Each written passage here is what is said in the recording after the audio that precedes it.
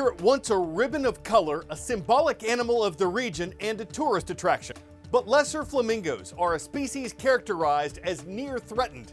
That puts them a step above vulnerable and 2 steps away from endangered, according to the International Union for Conservation of Nature. But their numbers are reportedly decreasing, and they recently stopped using one of their 4 breeding sites on the African continent. It was at an artificial dam in South Africa. For years, it's been polluted by sewage. And now the water's become so toxic that conservationists and lawyers say the birds have deserted the breeding grounds.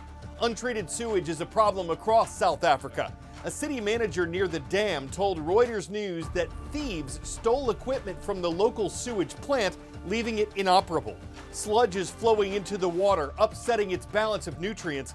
And even though fixing the plant is urgent, both for the environment and for the economy, as the flamingos bring in tourists, the official says his city doesn't have the $6 million needed to make repairs. So that leaves the lesser flamingos with 1 fewer place to breed at a time when they need to increase their numbers in Africa.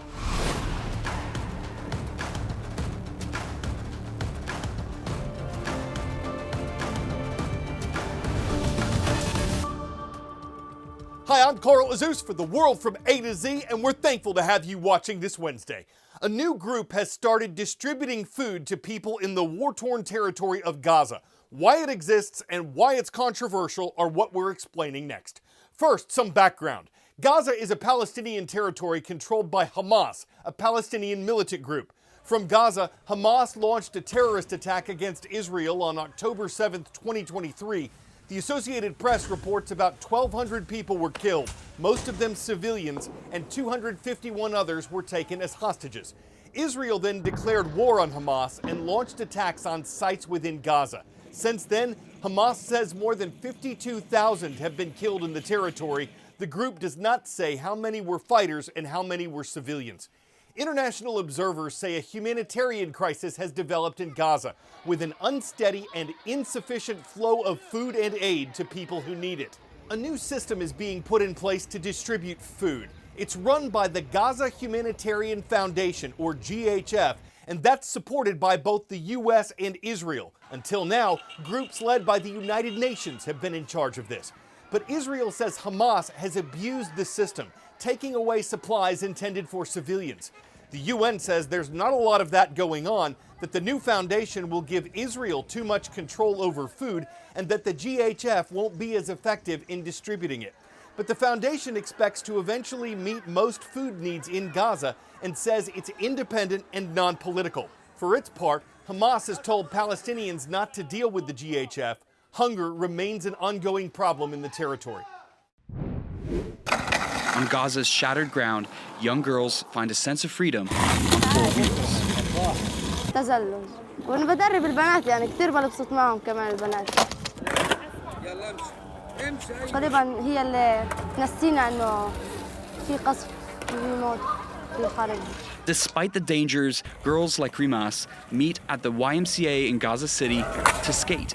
They practice for 5 hours twice a week. Captain Rajab, as he's known, started skating back in 2014. A few years later, he began teaching, and now so many kids show up, they have to take turns using one of the group's 6 remaining skateboards. واحنا هدول كمان جبناهم من تحت البيوت المدمرة. احنا نزلنا تحت الردم وطلناهم عشان نستمر. Rajab, Rimas, and a handful of other volunteers are passing on the sport to the next generation, hoping normalcy will one day return. مرينا بكثير لحظات صعبة. كثير يعني كثير اتحصرنا وحاليا الآن يعني احنا مفروض منطقتنا إخلاء في الزيتون. بس يعني عادي بنطلع خلص يعني توكلنا على الله. And their numbers are growing all the time, despite the risks. لا سمح الله إذا أنا صار لي إشي أنا إلي رسالة موجه رسالة كل هدول اللاعبين اللي إحنا بندربهم إنه مسيرتي أنا تضلها مستمرة والرياضة هذه مش حتموت هذه الرياضة حتضلها مستمرة إن شاء الله.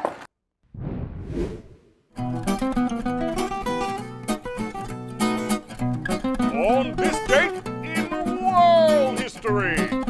This was the historic date when a solar eclipse reportedly ended a war.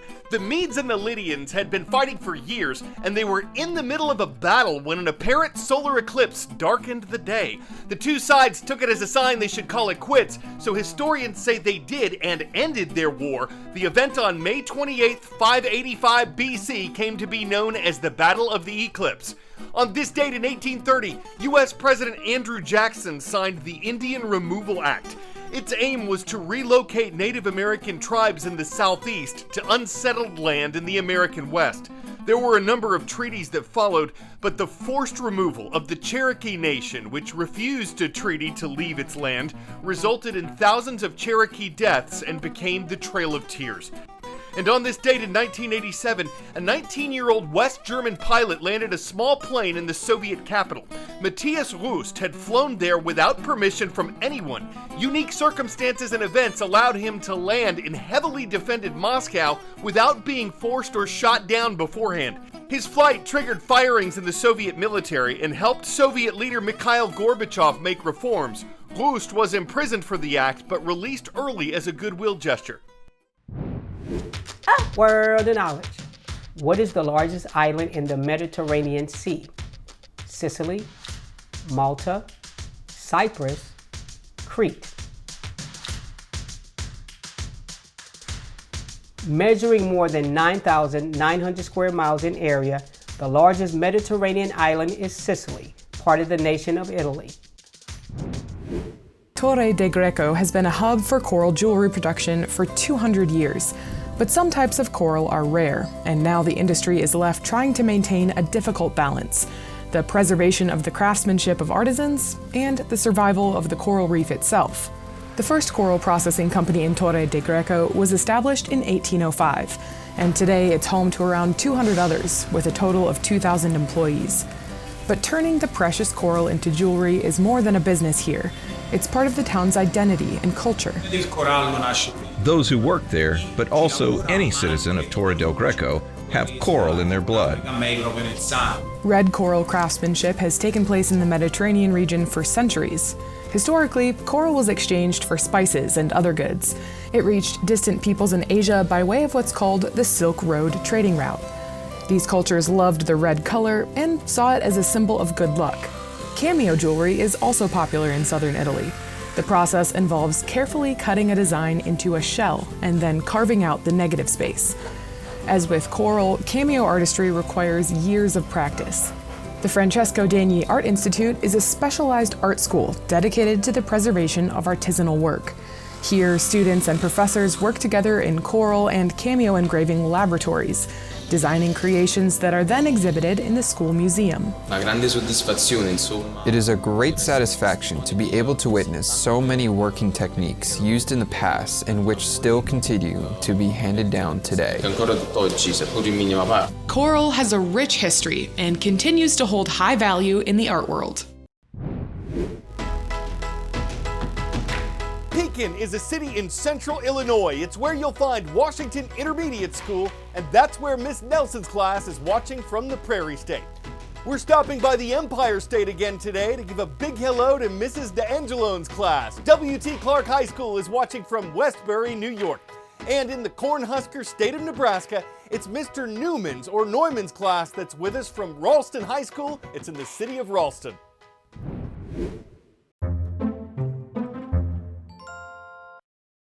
A series of kickboxing matches were held at a recent event in China, and nowhere else, at least not yet, would you find more competitors with an iron jaw. This was billed as the world's first fighting tournament for humanoid robots. They were controlled remotely, and sometimes they missed. A lot. Sometimes they stumbled. Sometimes this happened, which thankfully isn't something we've seen in a human kickboxing event. But through a sequence of various fighting moves and getting back up after being knocked off their feet, the robots showed a punchier side of technology people hadn't seen before. Critics might have called their style mechanical, thought their moves robotic, said they needed an oil change, laughed if they blew a gasket, heckled that their batteries were low, or panned the match as revolting. But the competitors all got a kick and a good charge out of it without becoming boxed in or grinding into gears, and some found it electric that not a single one of them got gassed. I'm Azuz. Wednesdays are mid, and it means the world to have you watching the world from A to Z.